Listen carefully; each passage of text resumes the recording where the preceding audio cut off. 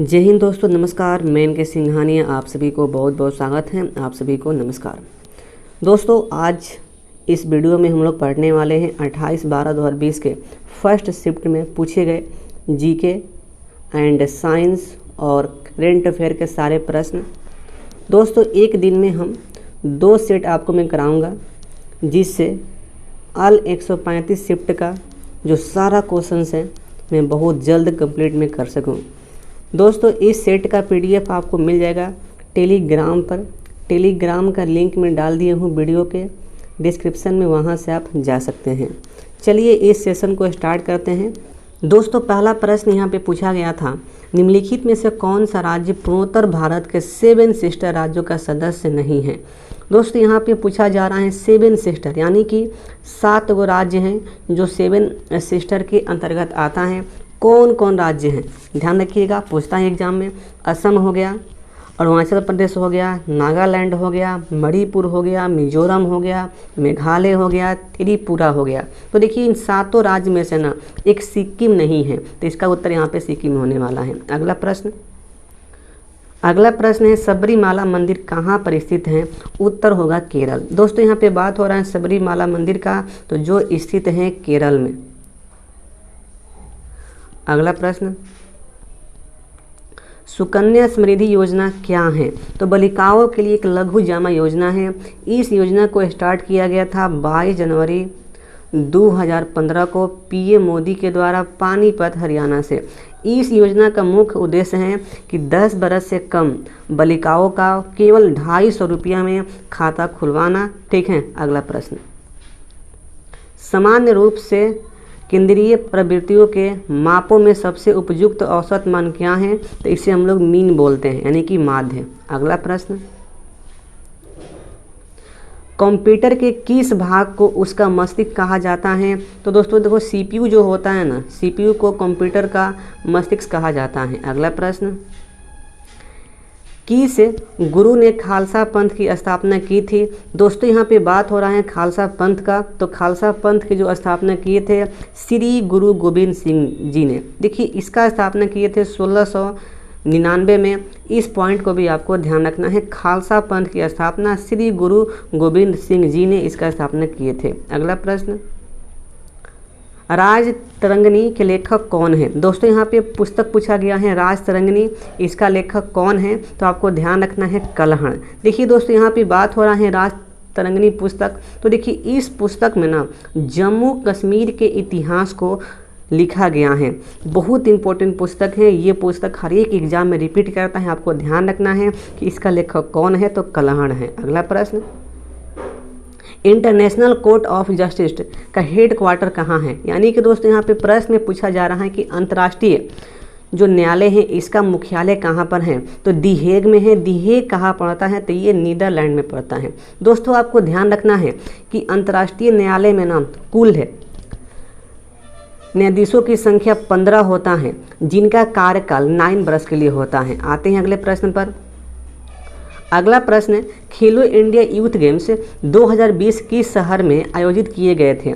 इसका उत्तर होगा गुवाहाटी असम में। दोस्तों यहाँ पे बात हो रहा है खेलो इंडिया यूथ गेम्स का। देखिए ये तो 2020 में हुआ था गुवाहाटी असम में, जिसमें विजेता जो टीम था वह तो महाराष्ट्र था। लेकिन मैं बात कर लूँ 2018 में, देखिए इस खेल को स्टार्ट किया जाता है, जिसका पहला आयोजन नई दिल्ली होता है। उसके बाद 2019 में इस खेल का आयोजन महाराष्ट्र में होता है, 2020 में गुवाहाटी असम में, 2021 में पंचकुल हरियाणा में होने वाला था, लेकिन इस साल नहीं होगा, यह 2022 में होगा पंचकुल हरियाणा में। अगला प्रश्न, निम्नलिखित में से कौन सा देश संयुक्त राष्ट्र सुरक्षा परिषद का अस्थायी सदस्य नहीं है। दोस्तों यहाँ पे बात हो रहा है संयुक्त राष्ट्र सुरक्षा परिषद का अस्थायी मेंबर का। देखिए अब देखिए संयुक्त राष्ट्र सुरक्षा परिषद में टोटल 15 मेंबर होते हैं, जिनमें से 5 तो अस्थायी होते हैं और 10 अस्थायी होते हैं। देखिए 5 अस्थायी कौन कौन है, तो आपको ध्यान रखना है। देखिए यूनाइटेड किंगडम हो गया, चीन हो गया, फ्रांस हो गया, अमेरिका हो गया, ठीक है, और फिर आपका रसिया हो गया। तो देखिए इन 5 में से ना जापान जो है इसका अस्थायी मेंबर नहीं है। अगला प्रश्न, निम्नलिखित में से कौन सहजीवी संबंध को दर्शाता है? दोस्तों यहाँ पे प्रश्न पूछा गया है सहजीवी संबंध, तो इसका उत्तर होगा काई। काई को हम जैसे सवाल बोलते हैं दोस्तों, आपको ध्यान रखना है। तो जो सवाल जो होता है ना, वह सहजीवी संबंध को दर्शाता है। अगला प्रश्न, निम्नलिखित में से कौन सा डीआरडीओ द्वारा विकसित एक मल्टी बैरल रॉकेट सिस्टम है? दोस्तों यहाँ पे बात हो रहा है डीआरडीओ ने एक मल्टी बैरल रॉकेट सिस्टम विकसित किया है, उसका नाम हमसे यहाँ पे पूछा गया है। तो देखो इसको कहा जाता है पिनाका। दोस्तों एक Pinaka multi barrel rocket system है जिसको डीआरडीओ ने लॉन्च किया है। ठीक है, देखिए दोस्तों बात क्या है ना, पिनाका एक ऐसा मल्टी बैरल रॉकेट सिस्टम है जो केवल 14 सेकेंड में ना 44 रॉकेट को दाग सकता है। अगला प्रश्न, केंद्रीय आलू अनुसंधान संस्थान यानी कि CPRI कहाँ पर स्थित है? दोस्तों यहाँ पे बात हो रहा है केंद्रीय आलू संस्थान। तो देखिए ये जो है आपका शिमला कहाँ पड़ता है? तो हिमाचल प्रदेश में। ठीक है, अगला प्रश्न, सेरीकल्चर शब्द निम्नलिखित में से किससे संबंधित है? सेरीकल्चर, देखिए तो ये रेशम की खेती से होता है। अगला प्रश्न, किस भारतीय राज्य में सबसे लंबी मुख्य भूमि सागर तट है? देखिए दोस्तों यहाँ पे प्रश्न पूछा गया है कि भारत का कौन सा राज्य है ना जिसकी जो सीमा जलीय सबसे अधिक है? तो दोस्तों आपको ध्यान रखना वह राज्य गुजरात है। ठीक है ना, सबसे अधिक है। अब देखिए मैं आपसे पूछ लूँ कि राज्य में सबसे कम किसका है, तो आपको बताना है जलीय सीमा, कमेंट करके। अगला प्रश्न, निम्नलिखित में से किस माध्यम में ध्वनि नहीं जा सकती है? दोस्तों यहाँ पे बात हो रहा है साउंड का, और प्रश्न पूछा गया कि साउंड किस माध्यम में नहीं जा सकती है? ऑप्शन में दिया गया है दूध, निर्वात, इस्पात, वायु। तो दोस्तों देखिए आपको ध्यान रखना है कि जो ध्वनि है ना वह निर्वात में नहीं जा सकती है। इस पॉइंट को आपको ध्यान रखना है। देखिए ध्वनि ओनली गमन करती है माध्यम में, इसलिए ध्वनि एक प्रकार का अनुदैर्ध्य तरंग है। ठीक है, अगला प्रश्न, निम्नलिखित में से कौन सा देश बिम्स्टेक्स का सदस्य नहीं है? देखिए दोस्तों यहाँ पे पूछा जा रहा है बिम्स्टेक्स का कौन मेंबर नहीं है, तो इसका उत्तर होगा यहाँ पे मालदीव। ठीक है, आते हैं अगला प्रश्न पर। दोस्तों अगला प्रश्न है कि निम्नलिखित में से कौन भारत के सबसे युवा राष्ट्रपति हैं? तो इसका उत्तर होगा श्री नीलम संजीव रेड्डी, जो हैं भारत का सबसे युवा राष्ट्रपति थे। अगला प्रश्न,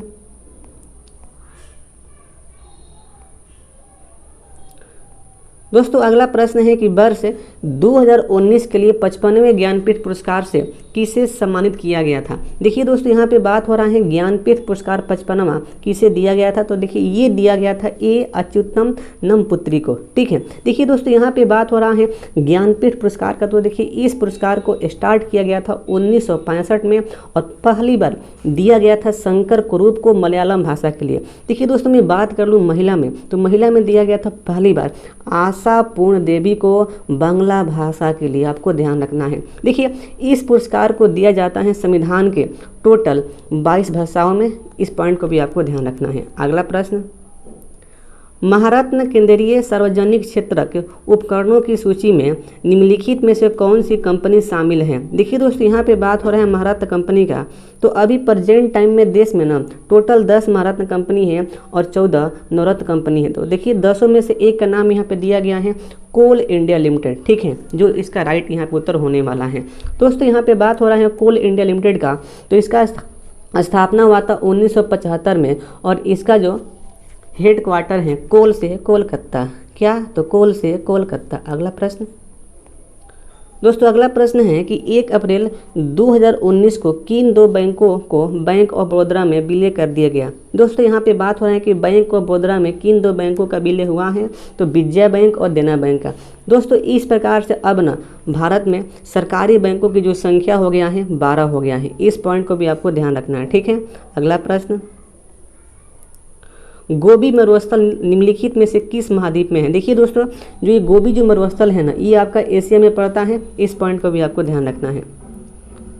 अगला प्रश्न है कि भारत की संसद द्वारा पर्यावरण अधिनियम किस वर्ष पारित हुआ था? तो दोस्तों आपको ध्यान रखना है कि जो पर्यावरण जो अधिनियम है ना ये आया था 1986 में। अगला प्रश्न,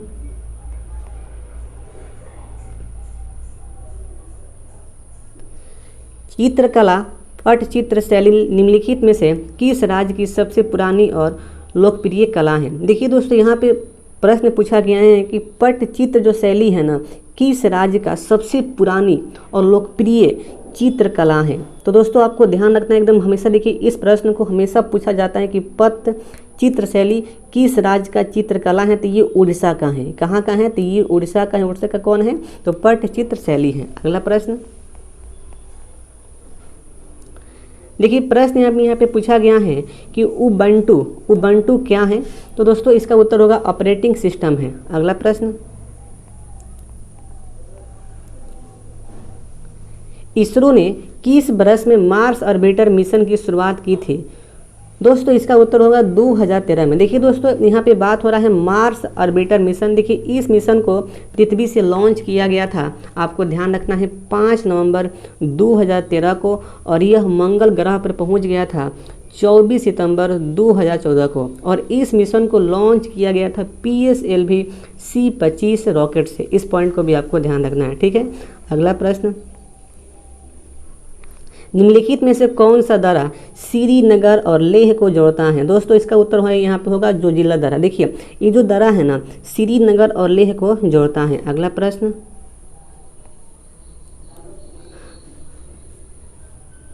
स्वराज मेरा जन्म अधिकार है और मैं इसे लेकर रहूँगा, यह किसने कहा था। दोस्तों ये बहुत ही अच्छा प्रश्न है। तो ये कहे थे बाल गंगाधर तिलक ने। आपको ध्यान रखना है स्वराज मेरा जन्म सिद्धांत है, स्वराज मेरा जन्म सिद्ध अधिकार है और मैं इसे लेकर रहूँगा, ठीक है। अगला प्रश्न दोस्तों, अगला प्रश्न है निम्नलिखित में से कौन सा स्मारक दिल्ली में स्थित नहीं है। कौन सा जो स्मारक है दिल्ली में स्थित नहीं है। देखिए अलाई की दरवाज़ा दिल्ली में है, हुमायूं की मकबरा दिल्ली में है, इंडिया गेट ये भी दिल्ली में है, लेकिन मेरे दोस्तों बुलंद जो दरवाज़ा है ना, यह दिल्ली में नहीं है। तो भाई ये कहाँ पर है, तो ये देखिए आगरा में है, आगरा उत्तर प्रदेश में है, ठीक है। अगला प्रश्न यहाँ पे पूछा गया है, कुडनकुलम नाभिकीय विद्युत परियोजना किस राज्य में स्थित है। कुडनकुलम दोस्तों आपको ध्यान रखना है ये तमिलनाडु में है, ठीक है ना। ये कहाँ पर है, तमिलनाडु में है। देखिए दोस्तों तमिलनाडु में 2 हैं, एक तो कुडनकुलम है और एक कलपक्कम है, ठीक है, आपको ध्यान रखना है। अगला प्रश्न,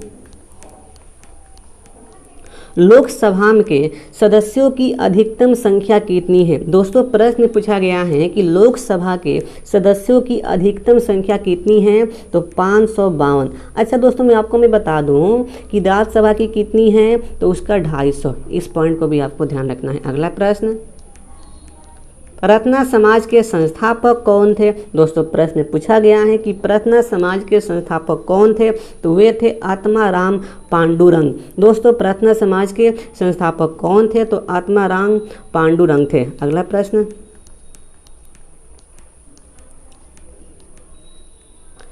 इनमें से दक्षिण अमेरिका के कौन से 2 देश स्थल रुद्ध हैं। दोस्तों यहाँ पे प्रश्न पूछा गया है कि दक्षिण अमेरिका के कौन से जो 2 देश हैं ना वह स्थल रुद्ध हैं। तो इसका उत्तर होगा देखो पैराग्वे और बोल्विया। कौन कौन है, पैराग्वे और बोल्विया। अगला प्रश्न, महात्मा गांधी ने साबरमती से लेकर दांडी तक प्रसिद्ध नामक मार्च किया था। दांडी गुजरात के किस जिले में है। देखिए दोस्तों ये प्रश्न हमेशा पूछा जाता है कि जो दांडी है ना, दांडी यह किस जिला में है। देखिए दोस्तों दांडी यात्रा जो स्टार्ट हुआ था यह 12 मार्च 1930 में हुआ था। यह जो ख़त्म कब हुआ था, तो ये ख़त्म हुआ था 6 अप्रैल 1930 में, ठीक है ना। देखिए जो दांडी जो है ना यह नवसारी जिला में है। इस पॉइंट को भी आपको ध्यान रखना है। अगला प्रश्न, विश्व पर्यावरण दिवस 2020 के लिए संयुक्त राष्ट्र द्वारा घोषित थीम क्या है। देखिए दोस्तों यहाँ पे क्या प्रश्न यहाँ पे पूछा गया है कि विश्व पर्यावरण दिवस 2020 में ना जो थीम क्या था। देखिए इसका जो थीम था जैव विविधता था। देखिए इस दिवस को कौन सा देश होस्ट किया था, कौन सा देश मेज़बान था, तो वह देश था कोलंबिया। आपको ध्यान रखना है। देखिए दोस्तों आपको हम 18 से लेकर ना 21 तक कौन कौन सा देश होस्ट किया था और उसका थीम क्या था, सारा थीम आपको हम बता दे रहा हूँ ताकि देखिए बहुत इंपॉर्टेंट होता है। देखिए 18 में होस्ट किया था अपना देश इंडिया, थीम था बीट प्लास्टिक पोल्यूशन। 19 में होस्ट किया था चाइना, थीम था एयर पोल्यूशन।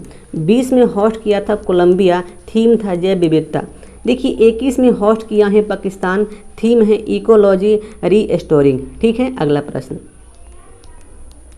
दोस्तों अगला प्रश्न यहाँ पे पूछा गया है कि भारत के किन दो शहरों के बीच पहले semi high speed train Vande Bharat express चलती है। देखिए दोस्तों इस ट्रेन को कहा जाता है T18, इसको भी आपको ध्यान रखना। देखिए ये जो ट्रेन है ना पहली बार चला था नई दिल्ली से वाराणसी जंक्शन के लिए। देखिए ये पहली बार चला था भाई, सेकंड बार कहाँ से कहाँ तक। देखिए आपको ध्यान रखना कि सेकंड बार ना यह नई दिल्ली से कतरा, कतरा कहाँ पर है तो ये आपका जम्मू कश्मीर में है।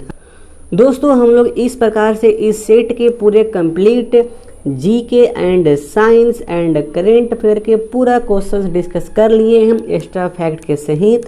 दोस्तों फिर मिलते हैं अगले सेट में। आप लोग बताएं कि आपको ये सेशन हमारा कैसा लगा और इस वीडियो को अपने सारे दोस्तों में शेयर भी कर दीजिएगा और हमारे चैनल को सब्सक्राइब भी कर लीजिएगा ताकि आपको हर एक अपडेट हमारे चैनल से मिलता रहे।